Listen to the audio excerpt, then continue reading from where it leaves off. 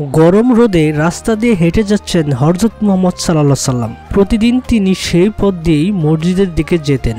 নবীজির মুখে ছিল প্রশান্তির হাসি, হৃদয়ে ছিল মানুষের জন্য মমতা। কিন্তু সেই রাস্তায় থাকতো একজন বৃদ্ধা মহিলা, এমন একজন মানুষ যিনি ইসলামকে ঘৃণা করতেন।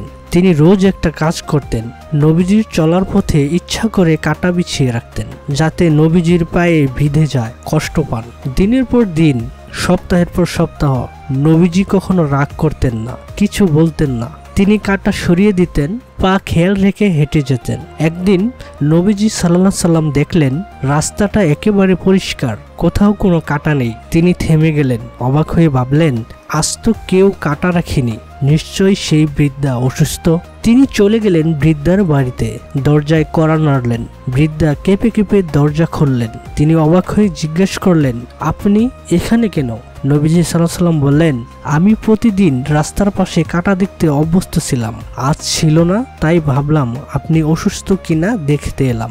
বৃদ্ধা স্তব্ধ হয়ে গেলেন, তার চোখে জল এসে গেল। তিনি বুঝলেন তিনি যাকে কষ্ট দিয়েছেন তিনি এসেছেন তার খবর নিতে। বৃদ্ধা কাঁপতে কাঁপতে বললেন, হে মুহাম্মদ, আপনি তো সত্যি আল্লাহর প্রেরিত নবী। আজ আমি বুঝলাম আপনি যেটা প্রচার করেছেন সেটাই সত্য।